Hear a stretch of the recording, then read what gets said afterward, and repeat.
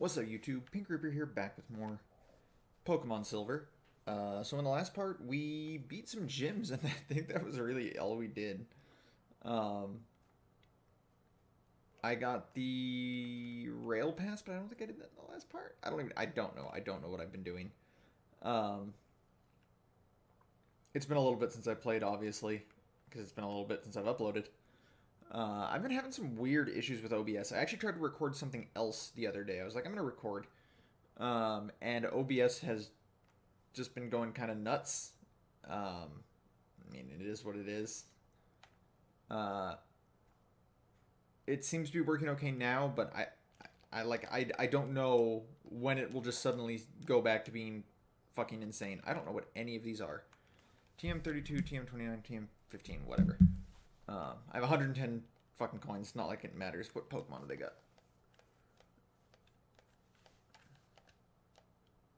Mr. Mime, Eevee, and Porygon. Oh, so you can get multiple Eevees in this game. Okay. I actually didn't think you could. Anyway, I need a Pokemon with Cut right now if I want to beat this gym. And I don't have one. Back to the center. Or wait, do I? Did they change that for Gen 2? I don't even remember. I don't remember much about Kanto for some reason in... Nope, they didn't change it. You still need a Pokemon with Cut. In Gold Silver, I just don't remember as much about Kanto. I'm not really sure why. Oh my dear. And I think in the last part I was so happy to finally get rid of Bellsprout. Who am I going to deposit? I guess I can deposit Snorlax. He's already level 51. I don't have to worry about leveling him up too much right now. Let's grab this Bellsprout. As long as I have Typhlosion, I should be okay with pretty much everything here. In fact, I'm probably just going to use Typhlosion for this gym. Sort of like how it was just Nidoking before this. So let's swap Nidoking for Typhlosion. And then I have Ampharos in the back as well, which can eat this. Whoa. Eat special hits from the grass types if need be, and hit back with Fire Punch. Anyway, so we're here. I want to talk about something kind of random. So the other day I was playing Smash on Smash Later, as I've been doing a lot, because I've been really enjoying Smash. I actually ran into one of my old buddies, who I used to play with when he was going to college up this way, Animosity. Some of you might have seen him at Smash the Record, actually. He used to live up here. We used to play Smash a lot, and I just kind of randomly saw that he was on Smash Ladder again, or just on Smash Ladder, I should say, the other day, and I hit him up again. So I'm looking forward to playing with him some more. But he lives down in LA now. But when I was on there, someone was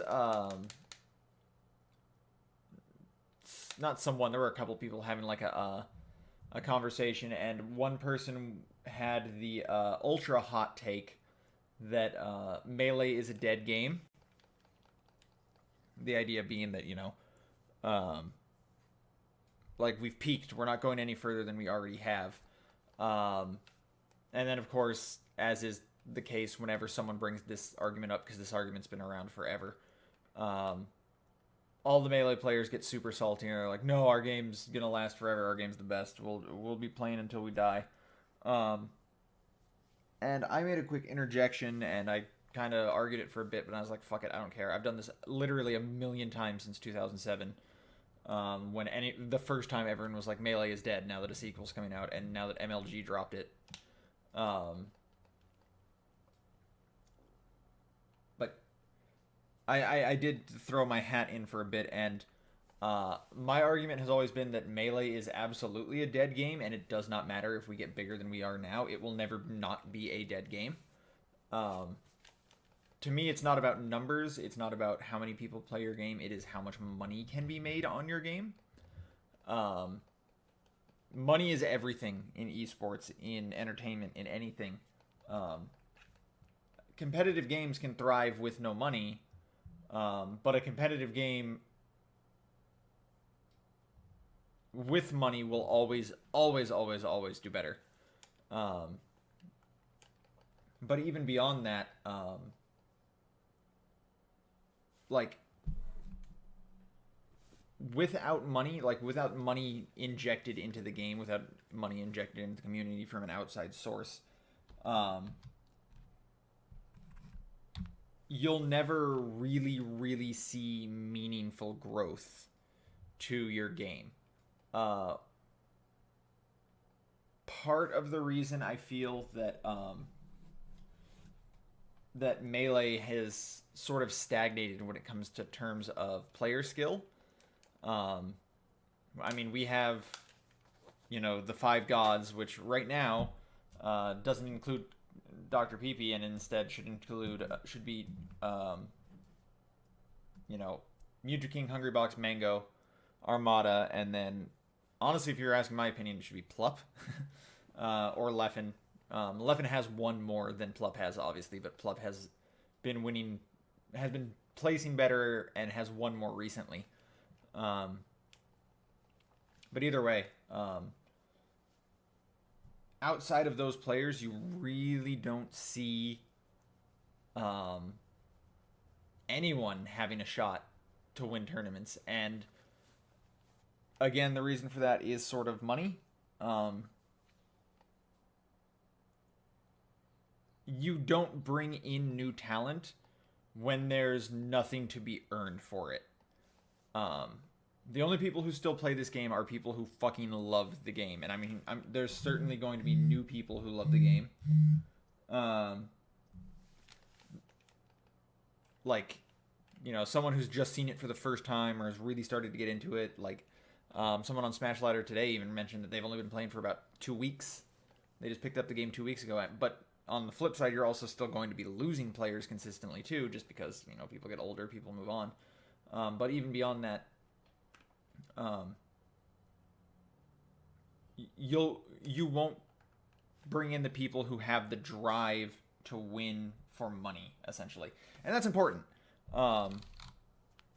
Like, a lot of people think playing for the love of the game is enough. No, you want to be able to make money. Like, there are at any given tournament, there's 300, 400 people who entered that game and have played it for, however long and who love the game. But trust me when I tell you, only a few of them have the drive to turn that game into work so that they can actually win.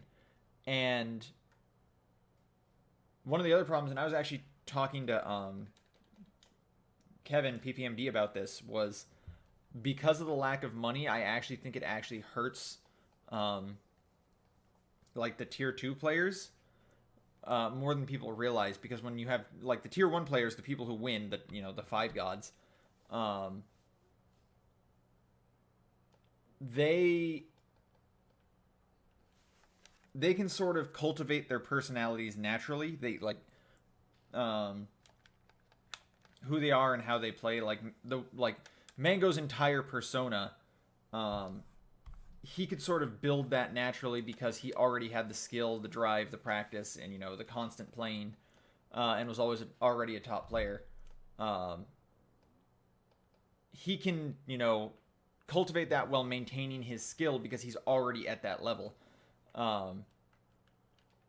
But players like, say, Pew Pew You, who is not on that level but still wants to be able to make money in the game, has two choices. He can either spend all of his time grinding, practicing, being very uninteresting on stream, grinding out tech skills, for 4 or 5 hours at a time, playing super seriously all the time, or he can try and become a personality where people donate him money, where, people want to see him, people, maybe he picks up a sponsorship and stuff like that. And it's sort of like, play stupid, play random things, do things that are interesting, do things that'll get people's attention, basically. And I'm not singling out PPU.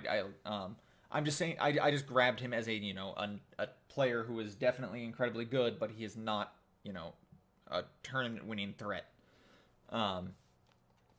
And Kevin disagreed with me.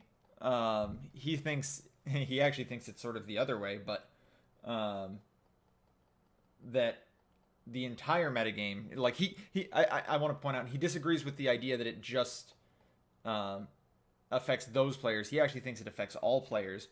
Um, like even the top level players have to spend so much time sort of cultivating that internet personality that it sort of affects their ability to play, and that's why you see sort of fluctuations in who is and isn't good. But um,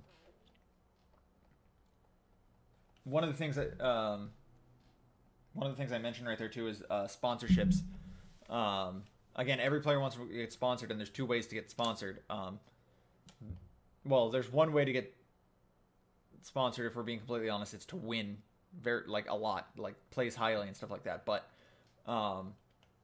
in truth, there's two ways to get sponsored: place incredibly high at a tournament, or don't place incredibly high, but be the player that everyone fucking loves.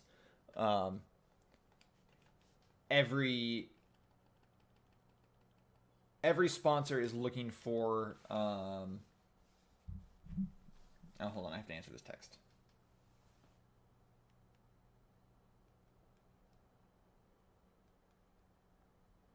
Okay, it was about dinner, so I had to answer it. What? Blossom survived. Every sponsor is looking for someone who will get them the most attention, basically. Um, you can lose every tournament. You can go to 0-2 at every tournament, but if the cameras are on you, like from doors open till tournament ends, that's good enough for a sponsor. Um, and this is sort of the other thing where I say, like I tend to say, like Melee is a dead game. Um, with sponsors, with donations, with Twitch, with all that stuff. Again, money is everything for how you define it, how big, how alive a game really is. League of Legends is alive. Counter-Strike is alive. Overwatch is alive. There's so much money there. There's so much money to be earned. Players can live off of that. Let me pull up this text actually from Kevin, because I asked him, I'm like, before he went on to hiatus, what did he think he was earning roughly in terms of money, as a sponsored player, as a top player, from Evil Geniuses, who was his sponsor, and he goes, if you mean what do top players get now in terms of salary, then it's probably in the range of $2,000 to $5,000 a month. You get flights and hotel and entry stuff taken care of. Usually, if it's a top 6 player. To some of my younger viewers, or to some who haven't really been working much or anything like that, or who've never really got into careers or anything like that, that might not sound bad. It's like, well, that's quite a livable amount of money right there. $5,000 a month, $4,000 a month, like that kind of stuff. No, it absolutely is not.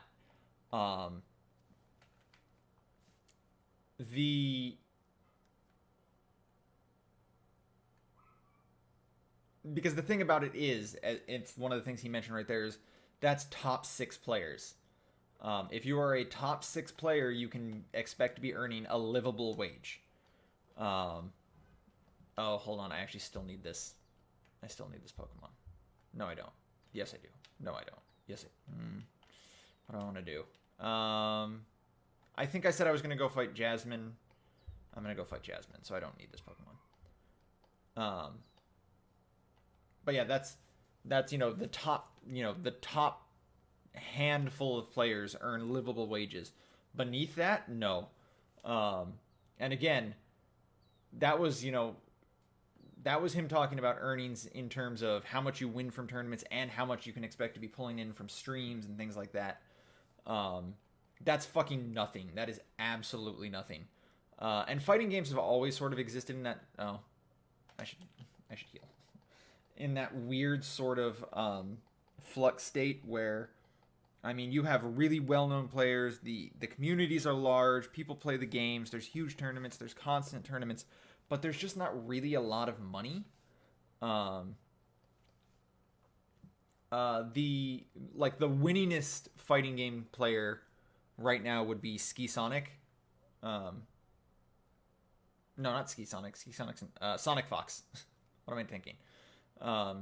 Ski Sonic is a completely different player. Um, I don't even know if Ski Sonic still plays. He might just do his commentary now. But anyway, um, Sonic Fox is like the winningest player when it comes to fighting games. He's pulled in. I think they said like he's the first player to pull in $1 million total in winnings from tournaments, and that's an insane amount of money. But he's also a massive anomaly. Like most other players, and even like the incredibly famous players, Daigo, Jay Wong, who am I forgetting? Like what players am I forgetting? Daigo, Jay Wong, who are the new players? Like Punk, PR Balrog, like just start listing off players that you know. Chris G from Chris G, and I should also bring up Filipino champ, who were winning a ton of stuff when it came to MBC. Like they're not bringing home huge amounts of money like that. They're bringing home like enough to put them above probably a minimum wage job, but not more than that.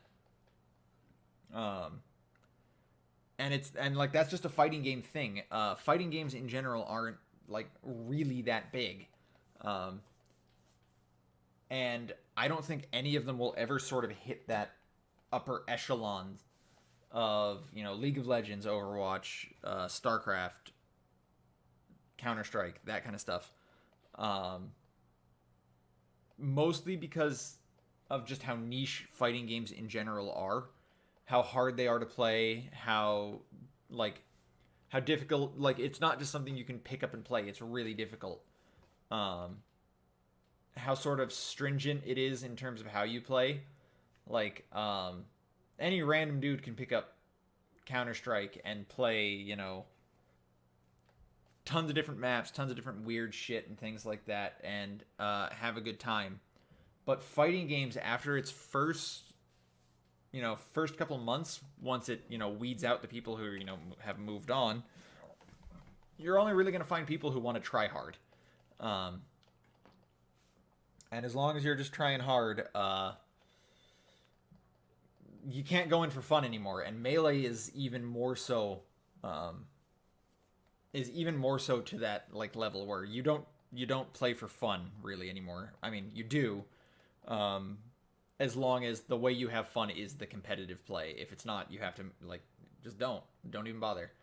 And that sucks, but it's just the way it is.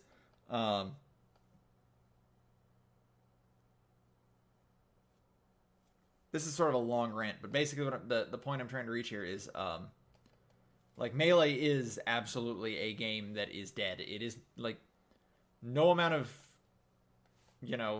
Smash documentaries or Evo Sundays or anything like that is really going to change that. Melee will always be a game that sort of that fluctuates, around the 300, 400 entrants at major tournaments. Plenty of locals, just sort of like this small community who really loves their game, but it's just that. And if we're talking about why money, like, because I've brought up, money is the big thing, like, and why money isn't coming into the games. Like, again, being a niche genre where, not as many people are into watching it, not as many people like it. FPS is absolutely the king when it comes to... Oh, please don't explode. I just need one more hit. FPS is absolutely the king when it comes to games that, or genres, I mean, that are played. It has been that way for a while now. Like, FPS has been everything. Everything is FPS. MOBA has gotten into it quite a bit. but still, like, king of the crop, top of the ladder is... Hey, it's another lass. Who the hell is this? I don't even remember who Dana Lass is. Or Lass Dana. But anyway, like, FPS games are played, you know, to a massive amount more so than other fighting games. Or, in not other fighting games, just fighting games in general, I mean. Like, when you compare, say, Call of Duty, you know, the sellingest FPS game for, you know, in general, for the last few, you know, like the last decade, basically. That game consistently sells 10 million plus copies on just one console. Meanwhile, for fighting games, the highest selling fighting game of all time is Super Smash Bros. Brawl. And that game did not break 10 million copies. And again, that game's super outlier. The Smash series is super sort of out on its own because it has such a huge following and fan base of people who don't like fighting games. Street Fighter 4 through all its iterations, you know, Vanilla, AE, Ultra, all that, like, I can guarantee you all of those combined never hit anything close to just like the Xbox 360 version of Call of Duty Ghosts, which was a shitty game. The Call of Duty community hated Ghosts, and I can guarantee you it's still outsold like all of Street Fighter 4. And because of that, you're not going to see companies really want to throw a ton of money behind them. And that's where it really hits Melee hard. There's no money to be made in Melee. That's just sort of the long and the short of it. The companies that are most likely to sponsor events, these are companies that do... Oh, there it is. I'm dead. You had a good run, Dragonair. Back when self-destruct and explosion were fucking OP.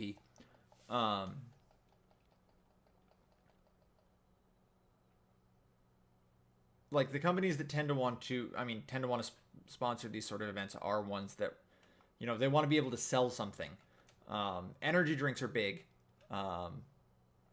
You'll see, you know, a lot of events video game related are going to be sponsored by Monster Energy and Red Bull.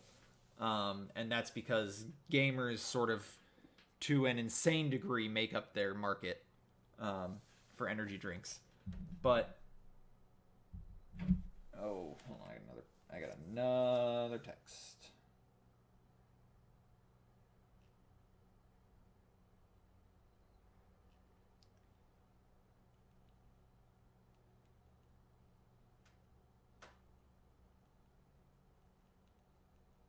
Okay. Sorry, I'm still trying to work out dinner here. But yeah, gamers make up a huge market share for when it comes to energy drinks. But then everything after that is usually like BenQ, Mad Catz, when Mad Catz was still around. Mad Catz is gone, right? You know, video game accessory kind of stuff. There's nothing to be made on Melee there because Melee is so old. Mad Catz isn't like... Again, I'm pretty sure Mad Catz is gone, but it's like you're not going to see someone be like, oh, you know, buy our GameCube controllers because, again, old. The market is so small there. The number of people who would want that is so small. And you're sort of breaking into a market that already exists. Through, like, PlayAsia sort of holds the monopoly on that. Like, they have their white GameCube controllers with the, like, 10-foot long cables.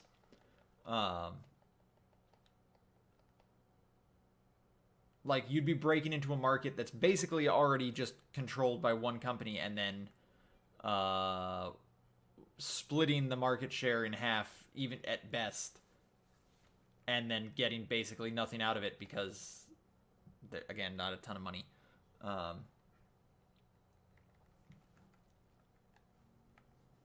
Who was I looking for? Nidoking? Let's just do Nidoking.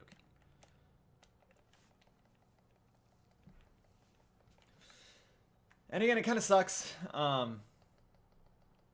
you're never going to see, a ton of money coming into the community, and you're never going to see like anything really grow or anything bigger. Like, as much as we've like quote unquote grown, like the difference between tournaments now and the difference between tournaments 3 years ago isn't much. The only real difference is we've gotten more esports when it comes to our commentary, which sucks balls. That's not good at all. I have an entire other rant I could give about why the esports commentary has sort of made Melee worse, but that's not here nor there. Our venues haven't gotten better. Our tournaments haven't really gotten bigger. Our viewership numbers haven't really gone up that much either. It's sort of just Evo and a few other outlier tournaments. And that's it. We've definitely leveled out, and it is what it is. I mean, I'm still going to love playing the game. There's still plenty of people who play the game, but I feel like there are people who expect Melee to keep going. Like, we're gonna get even bigger. We're gonna do even better. We're gonna be the biggest thing in the the fighting game circuit. We're gonna be that next big game. We're gonna be up there with Smash is gonna be up there with League of Legends and Overwatch and Counter-Strike, and it's not. It absolutely is not. We are never hitting that level. No one's going to spend Oh, this thing didn't die. Oh, thank God, it didn't put me to sleep either. No one's going to spend millions of dollars creating a circuit for Melee for Smash. And I should just say Smash in general, because that's true. This is sort of true for Smash 4 as well. They're never going to throw a ton of money behind this, create circuits, have massive venues, have players getting paid and on contract and things like that. It's just not going to happen. There's no return on that investment. With stuff like League of Legends, with stuff like Counter-Strike, with stuff like Overwatch, like, you can put that kind of money in there because there is so much viewership. And a lot of people, especially when it comes to League of Legends and Overwatch, one of the things people really don't understand is that a lot of that money comes in from outside the country. League of Legends and Overwatch are fucking gigantic in Asia. South Korea especially, as was StarCraft. There is a ton of money to be made from those games in that market. South Korea is probably the biggest esports market there is. Let's be real here. In South Korea, esports are the same as real sports. That's not true in America. And that's why you see a lot of esports leagues. They have, Europe and America to try and get, as much money out of it as they can. But again, that's huge logistical issues trying to do that. And Smash does not have a foothold outside of America, really. Europe does not have a particularly large scene at all. Japan basically has no scene when it comes to Melee, at least. Smash 4 has a somewhat doable scene, but still incredibly small. Like, it's just not there. The numbers, the money, it's not there. And it likely never will be. Short of some weird Nintendo Switch Online Melee port, where also, like, it's HD and somehow sells like 80 million copies. Like if Melee HD were to happen, it would have to happen in a few years when the Switch has taken off even more than it already has. And there's like we're doing PS4 numbers at that point, like when we're in the 70 millions. I think this is the real one.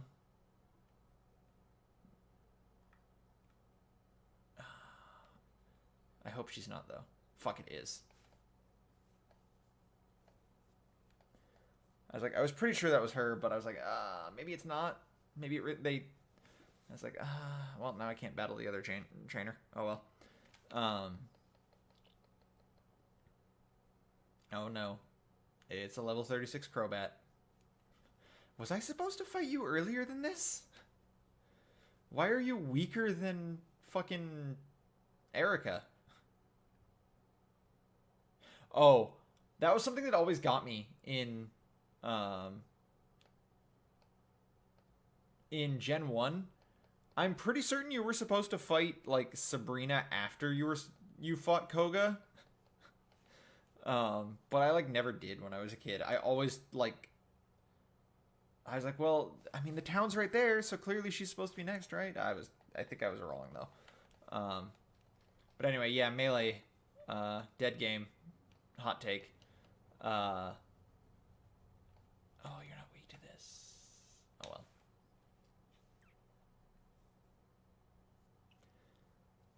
And as I was saying, oh no, as I was saying, yeah, like the Switch, it would have to. Oh, fuck off. It would have to be doing like amazing number of sales. It would have to be in like the 60, 70 millions. Then Melee HD comes out and sells like 30 million copies. Um, Everyone in the world is playing it. Then, and only then, would it be reasonable to assume that yes, Melee could take off into the next level. But until then, it's not going to happen. Your player base has to be huge. Your viewer base has to be massive. There has to be something to be gained from it, and right now there just isn't.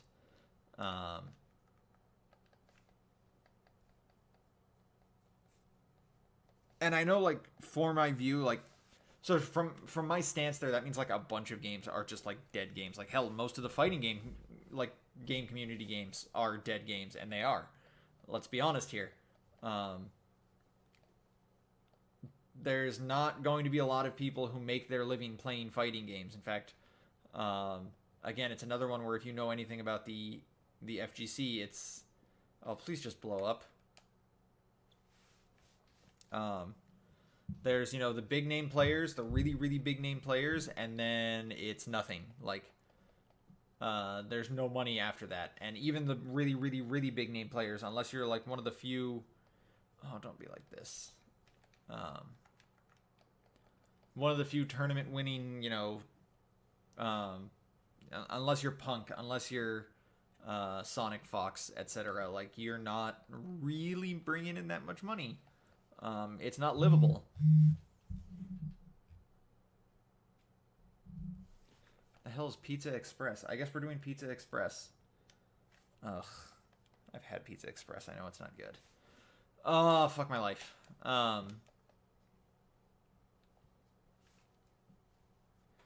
The Pokemon. Like, and this is an interesting case when it comes to Pokemon, because Pokemon actually does have a lot of money behind it. Yeah, I mean, you have Nintendo and Game Freak and, well, it's actually mostly just Game Freak and the Pokemon Company, putting a bunch of money behind their VGC tournaments. But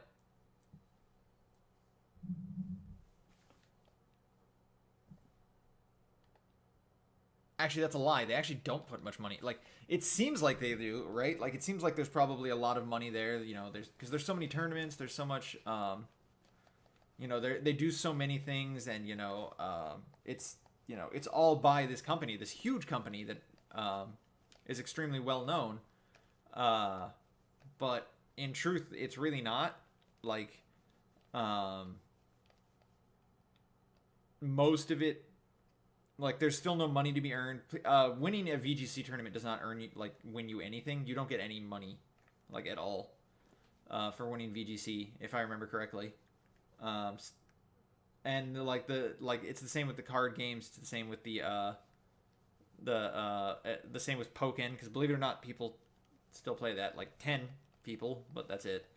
But yeah, Pokemon's Pokemon competitively is a dead game. Like, it's something that people do for fun, and really that's it. Some people do it for fun at VGC tournaments, but for the most part, it's still just, no, I don't want my Pokemon to be healed. It's still just something that's done for fun, and like money to be earned from it is still like, you know, Poketubers, you know, personalities, things like that. That's it.